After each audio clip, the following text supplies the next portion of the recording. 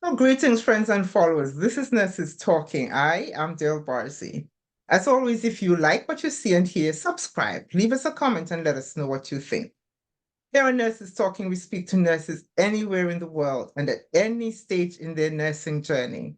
And today, it is my very, very great pleasure to welcome Irene Soirassot-Joseph out of New York.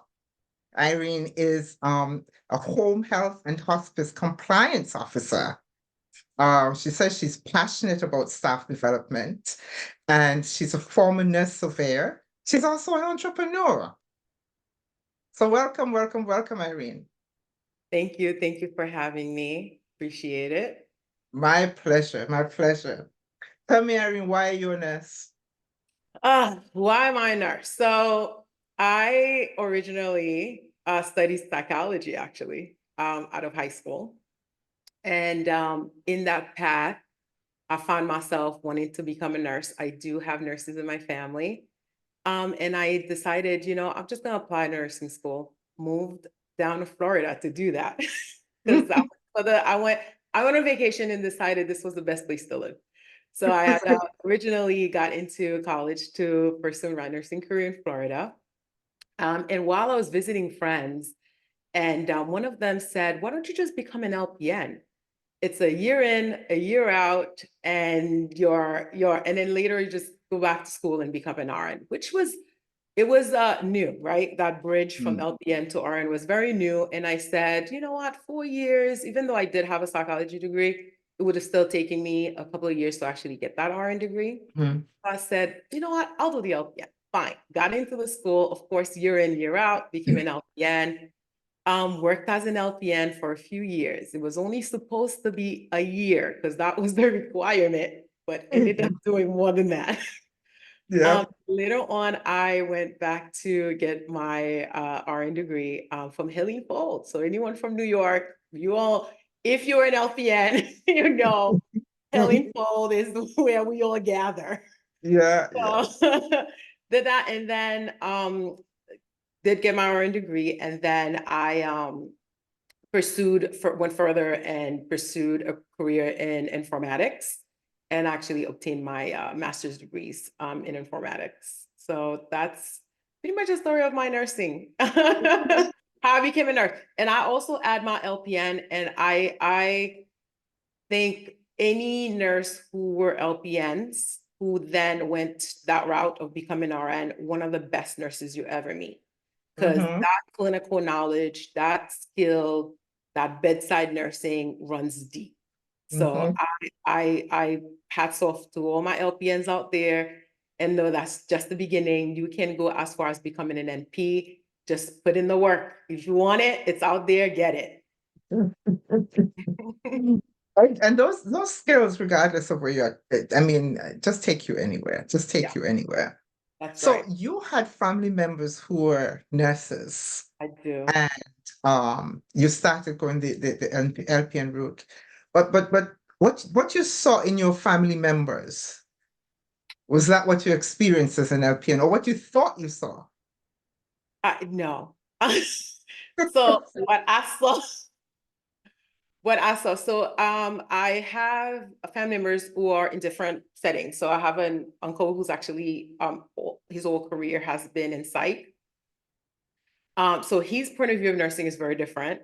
And I have an aunt who's a nurse, hospital nurse, nursing home. And as a child, what I saw was working, working, working, working. That's what I saw. And when I became a nurse myself, it became more, right? It became more than that. I enjoyed caring for my patient. I enjoyed being there for my patient. There is something about when you're there caring for someone who's sick and then you're being that light for them. And it gave me a completely different perspective. Instead of seeing nursing as a job and working, I saw it as you're being that light in someone's life. So that is something that I carry with me all the time. That light, knowing that that's someone who's there, who's sick, and having had my own family, my husband being sick at some point, then you kind of see how important our job is as a nurse. We are that light. We are that one person that when we see come in, that really that comes in and do those assessments, and you're like, oh my God, she's that lifeline. And that's how I Yes. feel Yeah. for my patient, that lifeline, that advocate. And sometimes that gets lost. But I always, when I'm doing my staff development, I always say, you are the patient's advocate. Always speak up. Always speak up. Because sometimes we have that fear of losing our job, or I don't want the doctor to yell at me. The doctor is your coworker. We work together. We are a team. Of course, you don't want to be confrontational when you're having that conversation, when you're advocating for your patient, but it is your duty to do that. So Yeah. again, we say we are that light, we are the light, and you would not believe the trust that a lot of those patients have in us. Different cultures, even more. Yeah. Yeah. And what you need to remember, especially when speaking to other members of the healthcare team, is that while we're all members of a team, Yeah. you are the one member of the team who's there for Yeah. the greatest amount of time Yes. with that person. And so that your relationship with that person is really different than that patient's relationship with every other member of the team. And so that's where you get to be. And that's Um, what we are, a team. yeah. Yeah. So your focus is on healthcare, home health and hospice. That's my focus. You know, why? So hospice, I fell into, it's funny, all of my careers, I've fallen into them. Hospice, I fell into hospice. I I don't even know if I want to tell that story, but a friend of mine went to apply for a job as a hospice nurse, didn't get it, and I went back and applied, and I got the job. So it was the convenience, right? Because I had my son, it was easier to be a field nurse, to become a hospice nurse, be in the field. Again, as I was doing the work, I again realized we are the light. And in that aspect of a hospice nurse, you are truly the light. That's where everything you learn, everything just all come together, because we coming from saving lives, right? Because in the hospital, we're there, curative, aggressive, That's what. saving lives, to now helping someone have a good death. And I took that very seriously. And it just, I had to learn a lot along the way. And that's why now in what I do now, I always try to tell agencies, nurses, being a hospice nurse is a specialty. It's not being seen as a specialty. It is, but not really, because when you sit in a lot of those meetings, always the nurse is the nurse. No, hospice nurse is a hospice nurse. Different mindset. It's emotionally can be very draining.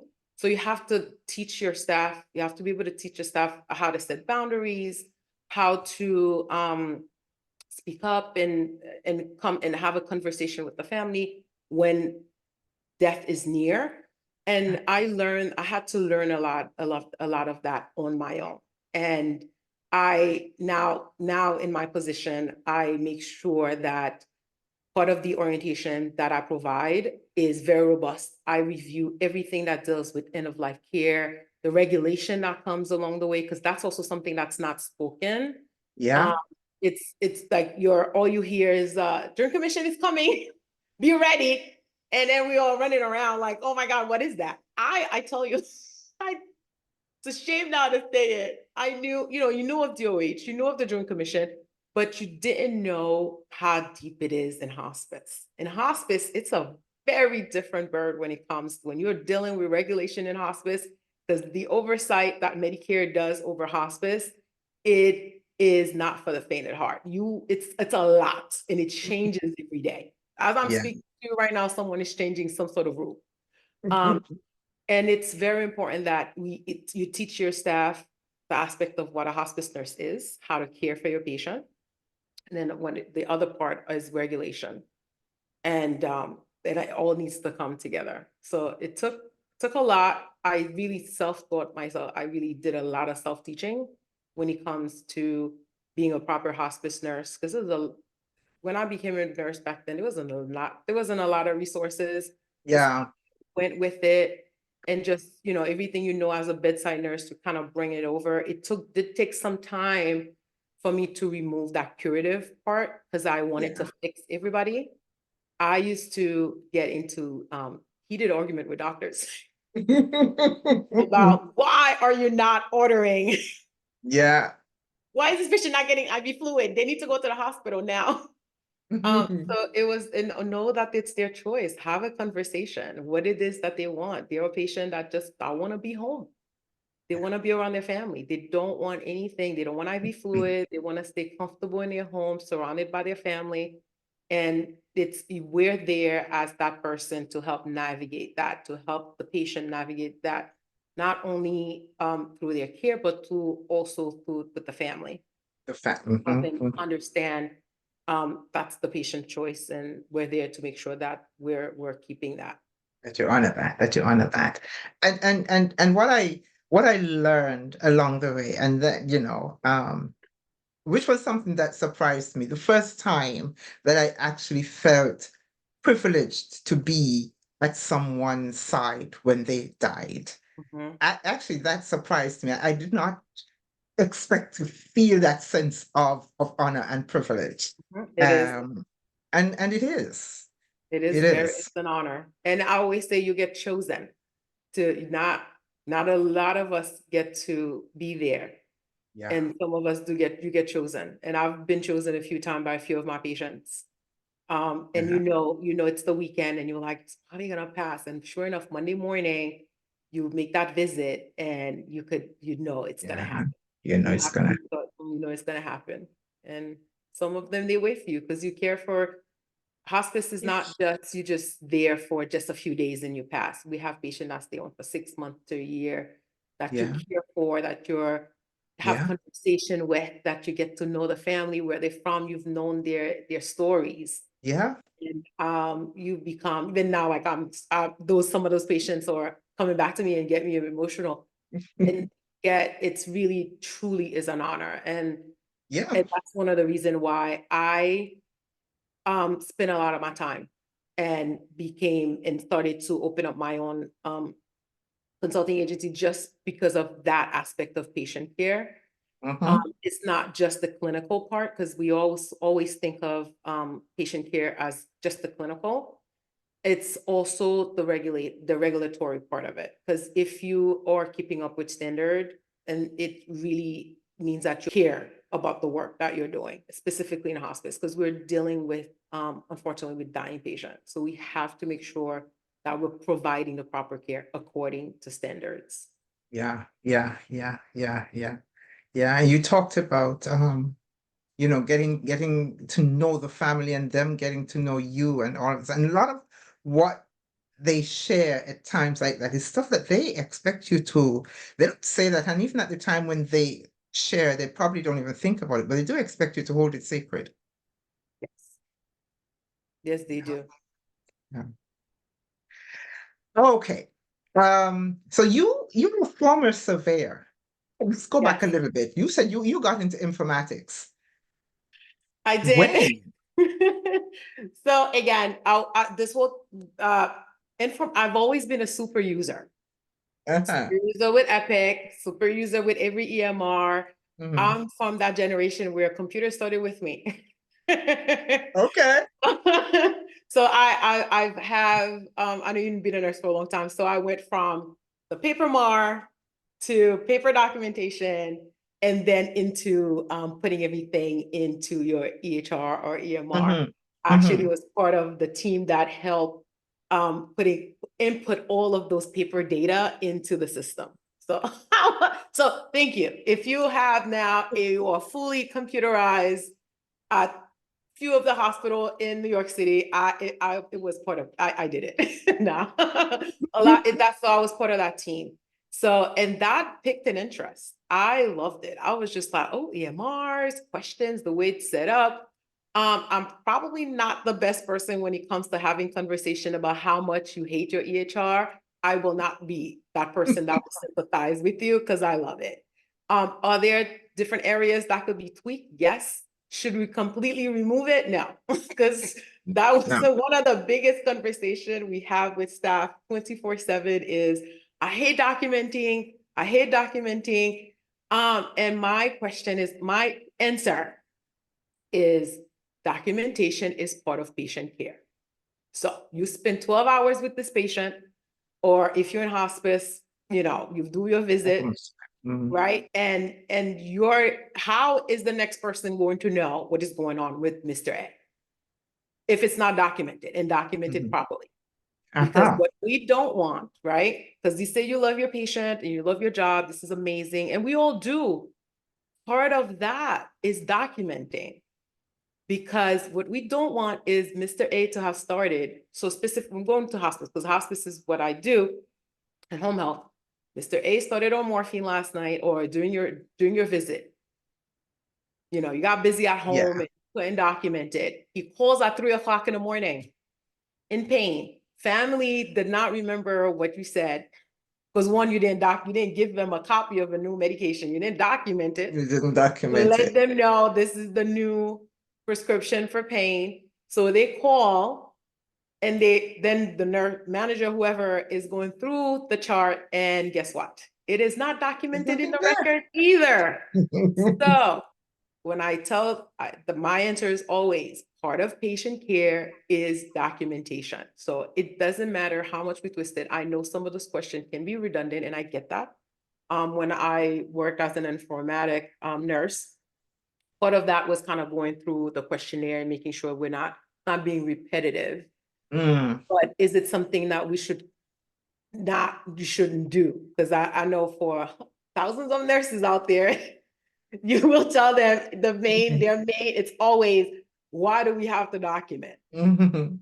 So it's never, can we remove this? And the truth is, it's different. You can't just remove certain things because you remove it, it falls through the crack, and that's being missed. It's an important information that we should have known and you didn't write. And then part of it also, when it comes to documentation, there are written standards for them that Medicare, CMS, the federal government, the state has in place that Exactly. other agencies have to follow. So it's mainly education on how to document, because hospice has its own way that you need to document. So it's all that part. So I always say it's part of patient care. You want to make sure, if you care so much about Mr. A, which we know you do, Which we know you do. we know you do, but part of that is documentation. And that's it's a song. It's repeated 1,000 times, but it still comes back as, why do I need to document? Because you Yeah. care about your patient. It's part of Yeah. patient. Because you care about your patient. Because you care about your patient. Yes. So you have you assist facilities in you say achieving regulatory compliance. What do you come across most as the biggest area of deficiency? Eligibility. When you're dealing with hospice, is eligibility.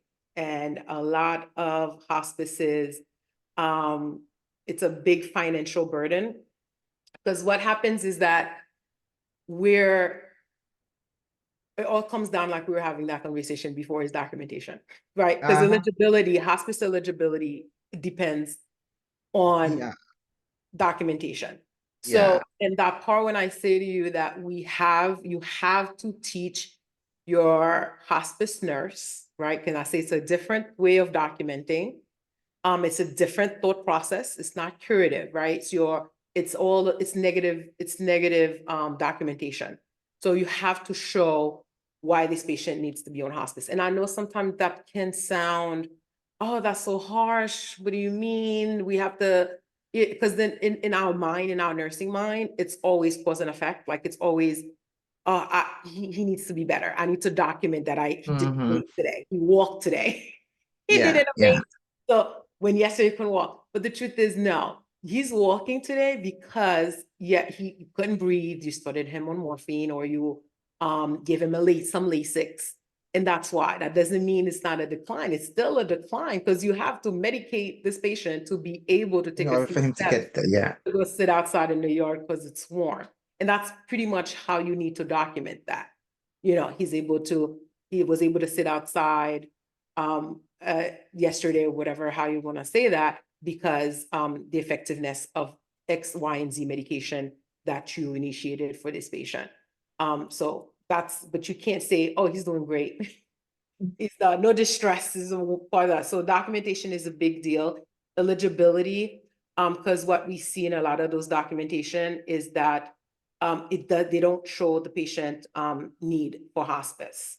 And that becomes not only a compliance issue, but it's also a big payment denial for a lot of those hospices.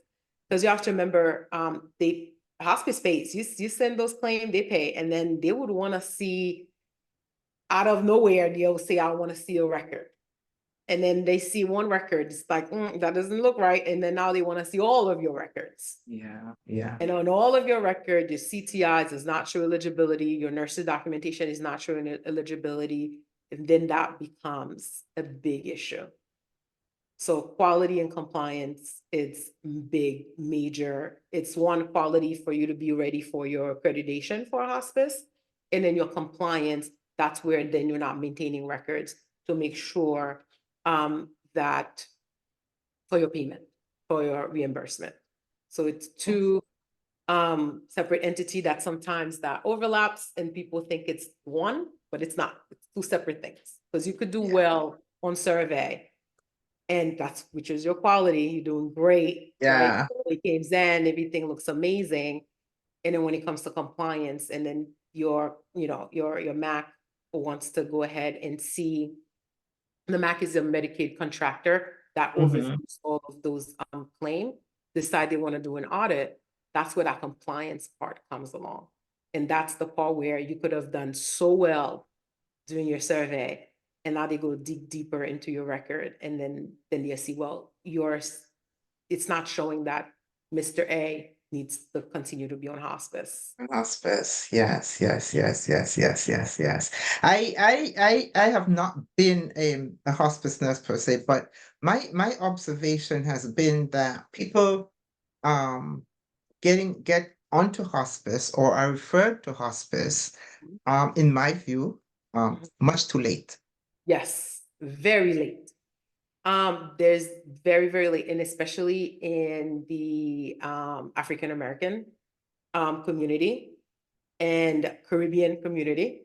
So that's because in New York, it's big. And one other issue I'm gonna say, it's the belief. It's what we, there's a lot of things that are very taboo. It's the culture. Because I dealt with that with my mom and my grandmother. It was just like they couldn't, that once you bring up the word hospice, it's the end. It's the end, that's it. So it is so that's why you get a lot of patients who come in way too late, and a lot of the hospitalists do not know how to have the conversation about palliative care. I was going there. That's one of the big, it's not explained properly. And I understand those doctors, because again, you're not curative. You don't want to feel like you failed this family, because you've had that conversation like, oh, it's gonna be great, we're gonna try this. But we also, I always say, before you even start that aggressive treatment, you should give them the choice, a conversation of, this is what hospice is. You could go into palliative care, you could go into and get curative treatment. You could still get curative treatment and be part of palliative care, because that's because beside hospice, there's a whole other side to palliative care where you can still be part of palliative care and still get your curative treatment. But that's not a conversation that doesn't happen. And if it does, it's very vague. And I've been part of this conversation, and I can tell you, patient comes out very confused and not knowing what the difference is, or thinking, so does that mean I'm going to die? That's it. Yeah. Well, I was about to say that that is something that's not really always very clear to providers. No, it's And not. so if it's not clear to the provider, there's no way they can make it clear to the patient. I mean, It's a lot of education that needs to happen about what hospice is and what we do and what it is all about. And it's all, and the one thing I always say when it comes to hospice does not help you die. It helps you have a good death, a comfortable death, they're comfortable. a comfortable death anywhere, anywhere. It doesn't, if it's in your home, if you want to go inpatient, you can, if you meet the criteria for that, of course. But it could be provided to you anywhere your home is. Yeah. And it's something, it's the approach of it. It's not, because people always think like we're carrying morphine around us to come and give you morphine. And if you're having some sort of symptom, the first thing we want to do is say, oh, okay, let's start morphine. That's not true. There's so many other treatment that we have for pain, for shortness of breath. We look Mhm. at your disease process, what is really happening. If you're a CHF patient, maybe you're having some fluid overload. We may Yeah. start doing a little bit of Lasix, even if it's just for a couple of days, just to kind of bring that fluid down, to make you more comfortable. We don't want you all swelled up. We don't want you, coughing a lot. And you get that daily nurse visit if it's required. You get social work services, bereavement services that stay up to a year and sometimes even longer, because it's not just the family, not just the patient. We see the It's the family as a family. whole. And I can tell you, CMS has spent a lot of time educating nursing agencies on how it is holistic care. And that when your survey is happening, even us as a surveyor, we want to see that you're providing a holistic care to this family and to this patient. It's not just a patient in like, I won't say home health, because home health is a completely different entity. It's not the same. The way you treat your patient Yeah. is not the same at all. It's Because not the same. home health is curative. Hospice, we want to see that you're meeting the patient's goal. There's a conversation is happening with the family and this patient, and you're making sure that you are following those goals or meeting those goals. So you clearly are very passionate about this. If someone came along, a young nurse comes along and says, listen, I think I want to try hospice, what would you tell them? I would say, emotionally be prepared. It has to be a passion. I always say hospice chose me. You get chosen. And then when you do decide to come on and you put your heart into it, it is going to be one of the most rewarding jobs you've ever had, ever had. And even as I moved up into the ladder, becoming a manager, I've seen a different aspect of it instead of, from being a field nurse to being I a feel, manager and then going into regulatory. And to me, I still bring that same passion that I had and that same caring for my patient and my family into regulatory. And that's how I teach it.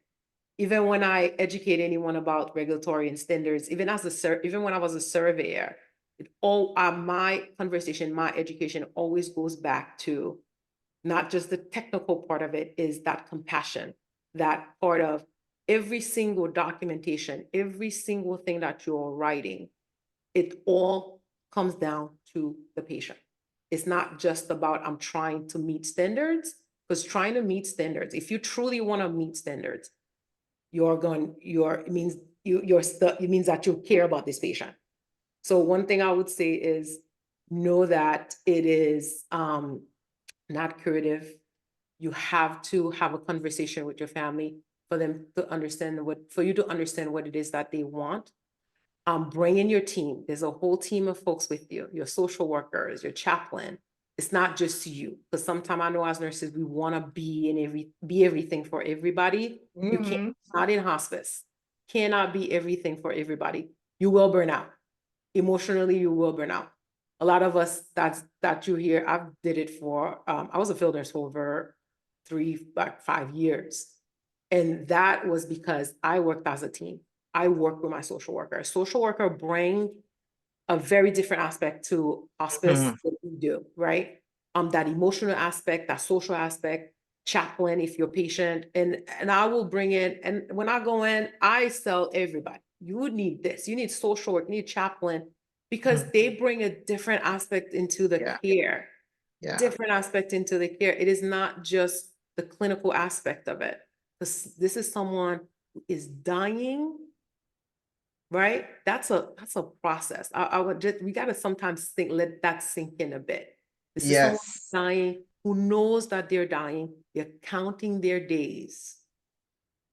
So you cannot do this by yourself. You have to bring your other team members to help with that process of a good death. Every single time one of my patients would pass, and even as a manager, I would always ask, do you think that this patient had a good death? Do you think we did everything to help him have a good death? Because one of the things I used to hate hearing is when family would call and say, we didn't know he was going to pass. Don't know, that's true, we don't know, but there are signs and symptoms that we see that tells us, may not tell us specifically tomorrow or the next day, but it tells us. So educate yourself. Your agency is not always going to educate you about everything you need to know about hospice. In 2024, there are so many resources comparing to when I became a hospice nurse. There's a lot of resources online, everywhere, books to read. If anyone ever needs to reach out, I have a plethora of books that I can tell you can read about hospice, specifically the clinical sides of it. Yeah. So that's my advice, is to read, educate yourself, and nursing education never stops, ever, never stop. You're going into a different field. You want to go into a different, read about it, learn about it, so that you can provide that proper care, that good care to your. Yeah. A, so that you can provide that proper and good care, as you said, and B, so that you can dampen down the fear. Yes. You can deal with the fear because it comes with moving into new areas, particularly you move into an area like hospice, you move into it comes with its own anxieties and fears. And so, knowledge always helps. Yeah, and especially if you've never done any kind of field nursing, ooh, it is nerve-wracking because you are in that home by yourself. Yes, everyone is a phone call away, but if you're coming from the hospital and going into hospice, because in the hospital you have the respiratory therapist, Everybody's you have there. everybody. So your clinical thinking, critical thinking, it's gonna come into play because you're going to see things, you're gonna learn things, that those skills you're gonna have to be thinking a lot. Yeah. I tell you, as I have said before, I have great admiration for home care nurses. Great admiration for home care nurses. I think at the time when I tried it, I was not either mentally or emotionally prepared for trying it. So I lasted one day. And I was like, not for me, not That's for not me, for not me. for me. And were you coming from the hospital? Yeah, no. It takes a lot. I came from the hospital going into hospice. I did. But again, like I said, I think it was the convenience for me. At first, like my focus was on that. Yes. And then it was just like, okay, I'll be able to do certain things with my family.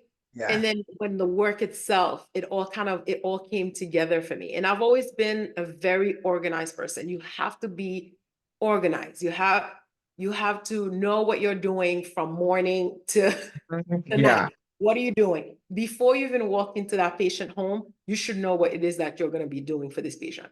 That is why preparation is key. You have to be prepared. Never walk in and not knowing, which I've seen, by the way. I'm sure. As a surveyor, you have no idea the things I've seen. It is something.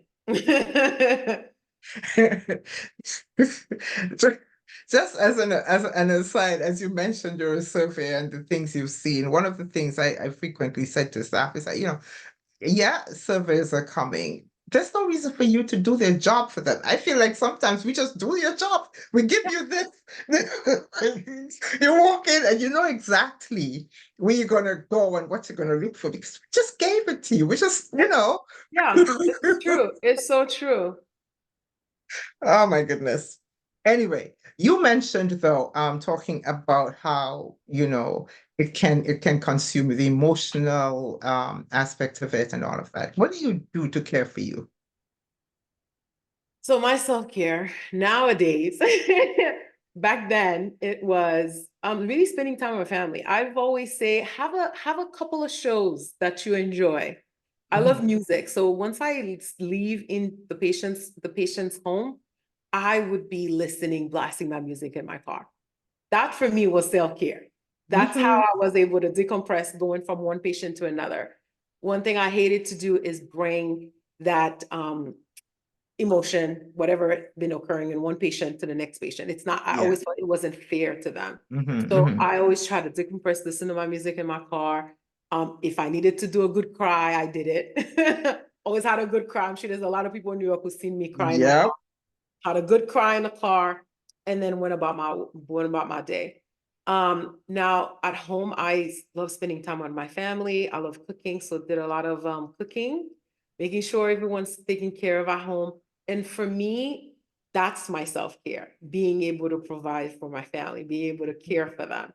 Um, Mhm. and I always say, if you really now in 2024, a little scroll on TikTok does not hurt anybody. If that helps you decompress a bit and that's part of self-care for you, watching a couple of things, recipes that maybe you will try, go Mhm. ahead and do that. Because self-care is truly different for everyone. But for me, as long as I was home and I had a couple of shows that I could put on Netflix and watch, Mhm. Mhm. that was enough for me. And you see, I always ask if for a couple of reasons. One is that sometimes we just forget that we need to take care of ourselves. you It's know, true. You're right. and sometimes time has passed and you're like, "Oh, you didn't do anything to take care of you, so I'm not sure how you're going on." And really, I really want people to think about it and identify what it means to them, because as you just articulated, it means different things to different It's people. different. Mhm. Yeah, and that's okay, It whatever it does. It means to does. you. Whatever it means to you. And I say, and I always bring up TikTok because people TikTok, all the social media gets a bad rep. I'm like, listen, if that makes you feel good and happy and decompress while scrolling, I wouldn't say no more than an hour, because more than that. But if it helps you decompress, because there are things on there, it's funny. There's different Yeah, stories. It depends yeah, on which part of it, where you are, where the algorithm takes you. yeah. If that helps you and that's just self-care for you, it's Go for it. go for it. So, before we go, any gems you'd like to leave us with? Be compassionate. Be compassionate. Okay. And when we say caring for our patient, and that's nursing, that's what we do. We care about our patient. And when we say we care about our patient, it's every aspect of it. And that's including documentation. All righty then. Irene, thank you so much. I cannot tell you how much I have enjoyed this conversation. Thank you Thank you. so So very, very much indeed. And likewise, thank you. okay, and for all of you who are listening out there, join us again as we talk to another nurse and showcase nurses from around the world to the world, one conversation at a time. Thank you.